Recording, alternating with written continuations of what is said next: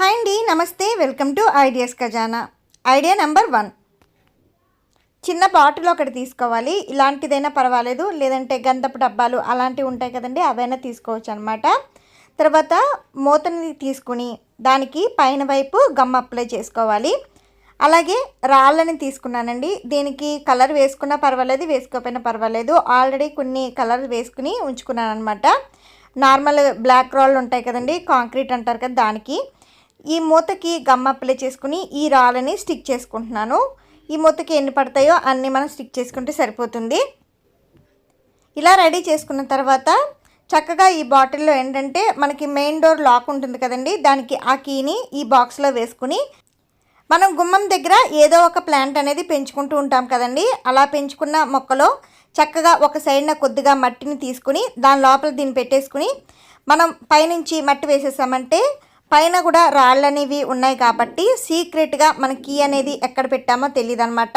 వేరే వాళ్ళు అంటే మనం బయటకు వెళ్ళినప్పుడు హస్బెండ్ కానీ పిల్లలు కానీ కీస్ కోసం ఇలా సీక్రెట్ ప్లేస్ని రెడీ చేసుకుంటే చాలా బాగుంటుంది, ఎవరికి తెలియకుండా ఉంటుంది అనమాట.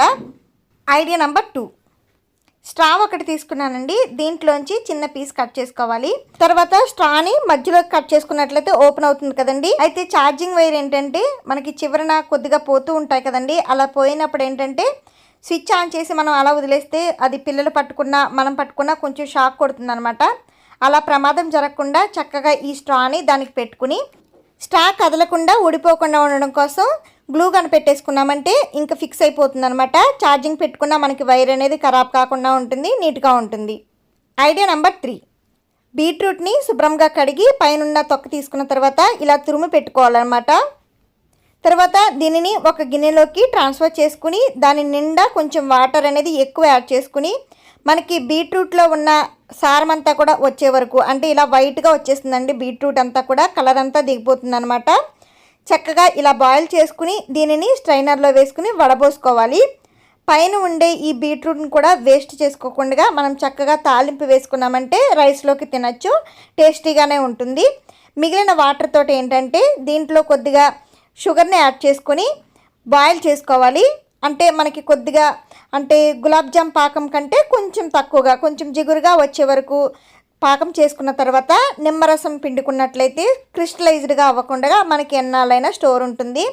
ఒక బాటిల్లో వేసుకుని ఫ్రిడ్జ్లో పెట్టుకున్నామంటే చక్కగా మనం ఈ సమ్మర్ అంతా కూడా వాడుకోవచ్చండి.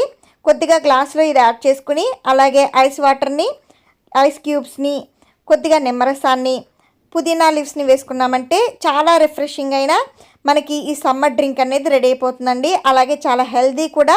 మనం బీట్రూట్ జ్యూస్ రోజు తాగమని చెప్తుంటారు కదా, ఇలా ప్రిపేర్ చేసుకున్నట్లయితే డైలీ తాగొచ్చు, చాలా హెల్దీగా ఉంటుంది. డెఫినెట్గా ఈ సమ్మర్లో ట్రై చేసి చూడండి.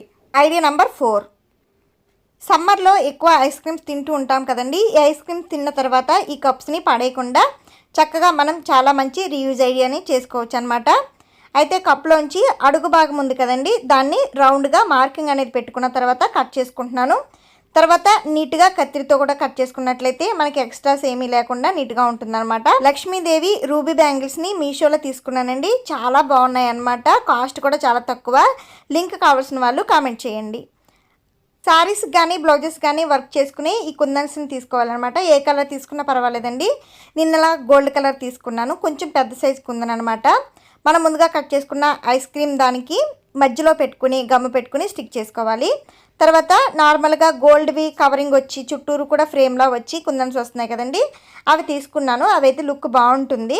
అవి తీసుకుని బొట్టు షేప్లో ఉండేవి చుట్టూరు స్టిక్ చేసుకోవాలన్నమాట.